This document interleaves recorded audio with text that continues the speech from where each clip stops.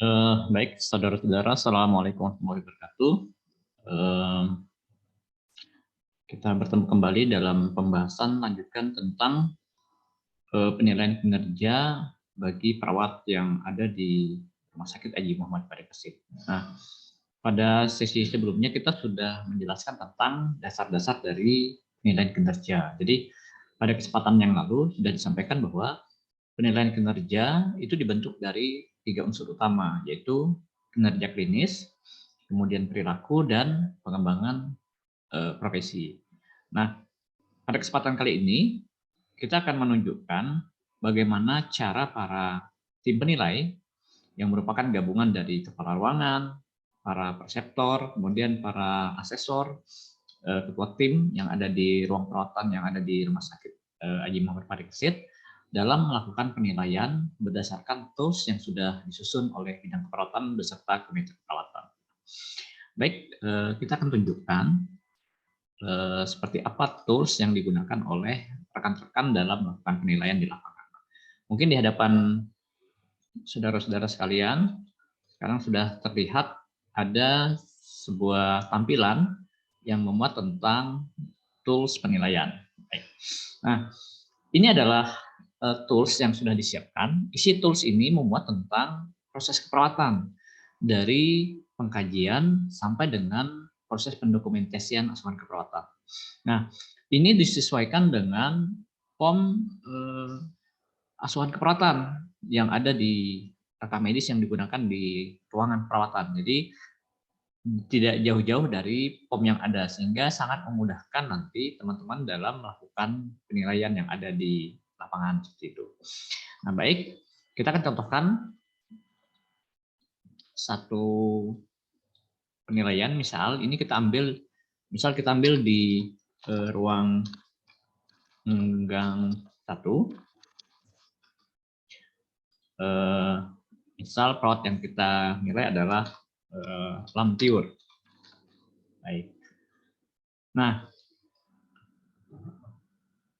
dokumen yang akan kita gunakan sebenarnya disyaratkan adalah 5 dokumen, tapi teman-teman yang mengerjakan penilaian sampai saat ini hanya bisa mengerjakan 2. Mudah-mudahan dalam perkembangan beberapa waktu ke depan kita bisa mengerjakan 5, 10 sampai bahkan bisa sampai 15 dokumen dari rekam medis yang bisa kita nilai seperti itu. Sehingga nanti kita bisa melihat bagaimana sebuah keragaman dan keseragaman dari asuhan yang diberikan oleh teman-teman yang ada di lapangan seperti itu.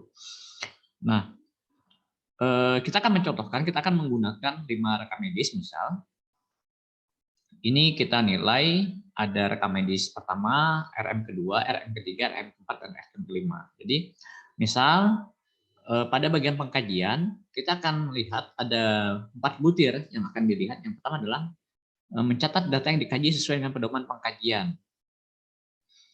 Nah, kita melihat apakah data-data yang ditampilkan oleh perawat yang mengambil pasien ini sesuai berdasarkan apa yang didapat dari data objektif dan subjektif yang bisa dari pasien ataupun dari keluarga pasien seperti itu.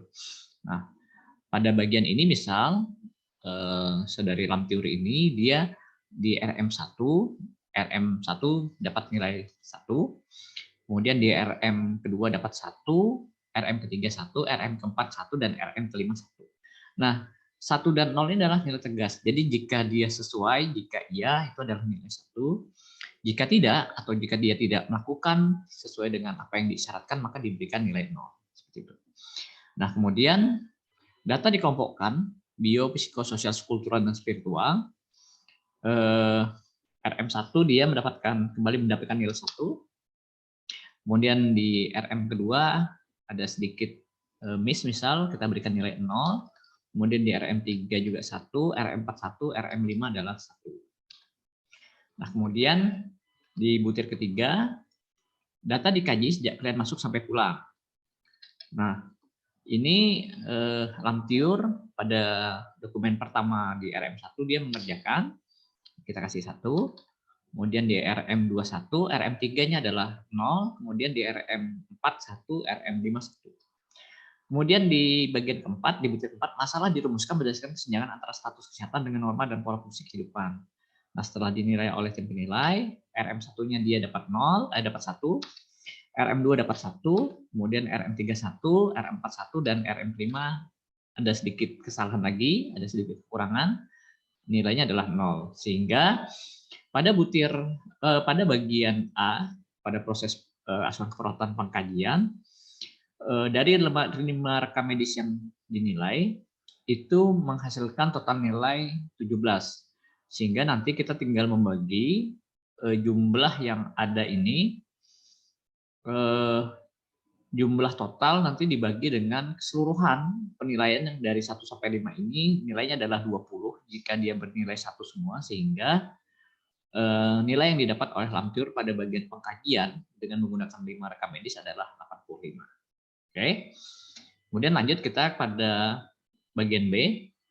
Di bagian B pada proses keperawatan itu bercerita tentang diagnosa keperawatan.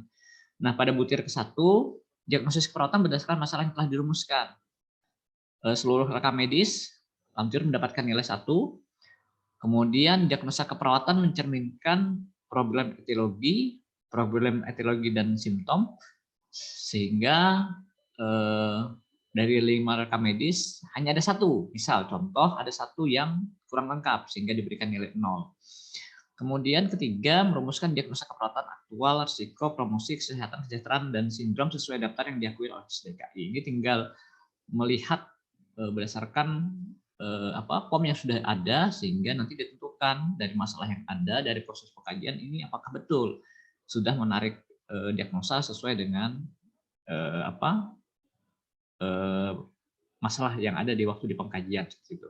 Dari 5 rekam medis, RM1 dia dapat 1, RM1 dapat 1, RM ketiga dia dapat 1, RM keempat 1, RM kelima 1, sehingga totalnya adalah 14. Kembali kita tinggal membagi antara jumlah yang didapat dengan total keseluruhan nilai tertinggi dari 5 rekam medis. Nilainya 15, jadi jumlah ini adalah 14 dibagi 15 dikali 100. Sehingga didapatkan pada bagian diagnosa keperawatan, nilainya adalah 93,3. Kita lanjut pada bagian C atau perencanaan. Di perencanaan, ada 6 butir yang dinilai. Yang pertama adalah berdasarkan diagnosa keperawatan. Jadi merencanakan kegiatan atau implementasi yang perlu dilakukan ini sesuai dengan diagnosa keperawatan. Dari 5 rekam medis, seluruhnya bernilai 1. Jadi bisa dipastikan bahwa Lamtiur dalam menentukan perencanaan untuk melakukan implementasi, dia sudah betul-betul melihat diagnosa yang diangkat berdasarkan masalah yang ada. Kemudian disusun berdasarkan urutan prioritas. Mana yang aktual, mana yang risiko, mana yang promosi kesehatan, mana yang kesejahteraan, mana yang sindrom, itu disusun sesuai dengan kondisi pasien. Nah, dari 5 rekam medis, 4 rekam medis sudah oke nilai 1, dan pada rekam medis 5 ini kurang lengkap sehingga diberikan nilai 0. Ingat, pada penilaian ini tegas sekali, jadi kalau melakukan datanya lengkap itu adalah 1, tapi jika ada kekurangan itu langsung diberikan nilai 0, seperti itu. Nah, kemudian rumusan tujuan berdasarkan SLKI mengandung komponen pasien, subjek, perubahan perilaku, kondisi pasien atau indikator. Dari 5 rekam medis ketiga dia agak kurang lengkap sehingga 4 rekam medis menghasilkan nilai 1 dan ada 1 yang menghasilkan nilai 0. Kemudian rencana tindakan mengacu pada SIKI dengan aktivitas keperawatan. Nah, ini betul-betul kita dalam merencanakan ini melihat pada SIKI yang ada. Jadi tidak bisa kita mengarang sendiri secara bebas apa tindakan yang akan dilakukan. Harus melihat panduannya. Nah, dari 5 rekam medis, Lamtiur ini dia dengan bagus berhasil membuat sebuah rencana tindakan berdasarkan SIKI yang ada, sehingga nilainya adalah 1 semua. Kemudian pada bagian 5, rencana tindakan sesuai standar SIKI yang menggambarkan OTEK, observasi, terapeutik, edukasi, dan kolaborasi. Dia bisa melakukan semua dengan baik, sehingga dari 5 rekam medis semua bernilai 1. Kemudian rencana tindakan menggambarkan kerjasama dengan tim kesehatan lainnya. Ini adalah proses kolaborasi. ada tindakan-tindakan yang dikerjakan bersama dengan tim kesehatan lainnya atau PPA lain. Dari 5 rekam medis, hanya ada satu yang contoh misal dia agak kurang lengkap, sehingga total nilainya adalah 27 dan persentasenya adalah 90%. Lanjut ke bagian D. Proses keempat dari proses keperawatan adalah implementasi atau tindakan keperawatan. Ini ada 4 butir kegiatan yang dilakukan untuk menilai. Yang pertama adalah satu tindakan dilaksanakan mengacu pada rencana aktivitas keperawatan. Jadi tindakan didasarkan pada proses yang ketiga. Jadi tidak bisa tindakan di luar aktivitas yang ketiga pada proses keperawatan. Nah, pada 5 rekam medis, semuanya sesuai dengan rencana tindakan yang telah disusun. Jadi bernilai 1 semua. Kemudian, butir kedua, perawat mengobservasi respon pasien terhadap tindakan keperawatan. Jadi setelah melakukan tindakan, Lamtiur dengan telaten itu memperhatikan apakah ada respon pasien yang misalnya tidak kooperatif misalnya dengan tindakan yang diberikan. Atau ada sesuatu, misal ketika ada pemberian tindakan, pasiennya merasa tidak nyaman. Misal berbenturan dengan budaya, adat, istiadat dari pasien, sehingga respon-respon seperti ini yang harus diperhatikan. Nah, dari 4 rekam medis, ini tergambar dari 5 rekam medis tergambar ada 4 yang bernilai 1, dan ada 1 ini dia agak kurang lengkap, sehingga diberikan nilai 0. Kemudian, butir ketiga, revisi tindakan berdasarkan hasil evaluasi. Jadi ada proses untuk feedback kembali apa yang telah dilakukan untuk dinilai, dan jika memang ada rencana tindakan untuk diperbaharui, maka dilihat berdasarkan proses evaluasi yang dilakukan. Nah, ini dari 5 rekam medis, ada rekam medis ketiga yang kurang lengkap sehingga diberikan 0, tapi pada 4 yang lain oke.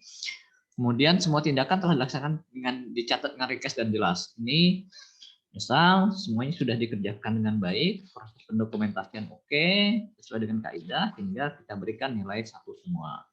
Totalnya adalah 18, sehingga persentase dari bagian D atau pada proses implementasi tindakan keperawatan, Lamtiur mendapatkan nilai 90 dari 5 rekam medis yang ada. Nah, kemudian pada bagian evaluasi, ini adalah sebenarnya proses terakhir dari proses perawatan. Evaluasi. Dilakukan evaluasi, baik itu evaluasi struktur, evaluasi hasil, dan evaluasi prosesnya dilihat. Nah, cuma ada 2 butir yang dilihat. Yang pertama adalah evaluasi mengacu pada format baku. Karena sudah dibuatkan aturan dan panduan yang jelas, sehingga tinggal melihat untuk melakukan evaluasi berdasarkan format yang telah ada. Nah, dari 5 rekam medis, misal, ini nilainya adalah 1 semua, sudah dilakukan sesuai. Kemudian hasil evaluasi dicatat secara berkesinambungan. Jadi memang ada keteraturan dan proses yang berkontinuitas atau berkesinambungan. Seluruh evaluasi dicatat dari awal hingga akhir, itu terlihat dengan sangat jelas penggambarannya, sehingga semua rekam medis ini menghasilkan nilai 1. Nah, dia mendapatkan nilai 100 pada bagian evaluasi. Artinya tidak ada yang tertinggal pada saat dia melakukan evaluasi dari 5 rekam medis yang dilihat. Nah, ini adalah bagian F adalah ini kelengkapan dokumentasi asuhan keperawatan. Ada 5 yang dilihat pada dokumentasi asuhan keperawatan. Yang pertama adalah menulis pada format yang baku. Jadi menulis dokumen asuhan sesuai dengan panduan PPT yang telah ada, dan seluruh rekam medis telah sesuai sehingga diberikan nilai 1. Kemudian pencatatan dilakukan sesuai dengan tindakan yang telah dilaksanakan. Jadi apa yang dikerjakan itulah yang dicatat. Yang paling kita hindari adalah kita mengerjakan tapi tidak pernah dicatat. Nah, itu sangat berbahaya sekali. Ini semua dikerjakan dengan baik, nilainya adalah 1. Kemudian pencatatan ditulis dengan jelas, ringkas, istilah yang baku dan benar. Ada satu rekam medis yang ada penggunaan istilah yang tidak tepat sehingga diberikan nilai 0. Misal, contoh saja. Kemudian butir 4, setiap melakukan tindakan kegiatan, perawat mencantumkan paraf, nama jelas, dan tanggal waktu yang telah melakukan tindakan. Nah, ternyata pada bagian ini ada 3, kita taruhlah 3 ini dia lantiur ini lalai. Dia lalai untuk mencantumkan nama, ada juga yang dia lupa mencantumkan tanggal, dan ada juga dia lupa mencantumkan waktu dia melakukan tindakan. Sehingga dari 3 rekam medis, ini hanya dari 5 rekam medis, maaf, ini ada 3 yang kurang lengkap dan cuma ada 2 yang lengkap, sehingga diberikan 3 yang 0, ada 2 yang 1. Kemudian berkas catatan keperawatan disimpan sesuai dengan ketentuan yang baku. Oke, ini semua bernilai 1. Sehingga pada bagian F dokumentasi keperawatan, total nilai yang didapat adalah 84%. Nah, kemudian kita akan menjumlahkan, kita akan mentotal dari seluruh rangkaian proses keperawatan, dari bagian pengkajian, kemudian dari pengangkatan diagnosa keperawatan, kemudian dari proses perencanaan, proses implementasi atau tindakan keperawatan, proses evaluasi hasil, proses evaluasi maksudnya, dan kemudian proses dokumentasi keperawatan. Ini semua digabung, kita akan membuat totalannya. Jadi total inilah yang nanti akan dimasukkan sebagai aktivitas kinerja atau kinerja klinis dari lantiur, seperti itu. Nah, kita akan menggabungkan atau menjumlahkan, ini kita gabungkan semua antara A, B, C, D, E, dan F, dari proses pengkajian sampai dengan proses pendokumentasian dijumlah, kemudian kita tinggal bagi dengan 6, seperti itu. Ini sama dengan bagian A ditambah bagian B, kemudian ditambah bagian C, ditambah bagian D, kemudian ditambah bagian E, dan ditambah dengan bagian. Kemudian kita bagi 6. Oke, jadi didapatkan oleh lantiur bahwa untuk aktivitas klinis, yang kinerja klinis yang dia dapat dalam penilaian yang dilakukan oleh tim penilai dengan melihat 5 rekam medis itu menghasilkan nilai 90,38. Seperti itu. Nah, mungkin seperti itu. Ini adalah gambaran bagaimana proses penilaian itu dilakukan dengan menggunakan tools yang telah dibuat secara baku, seperti itu. Mudah-mudahan video ini bisa bermanfaat untuk menunjukkan seperti apa proses penentuan kinerja klinis yang dilakukan oleh tim penilai, seperti itu.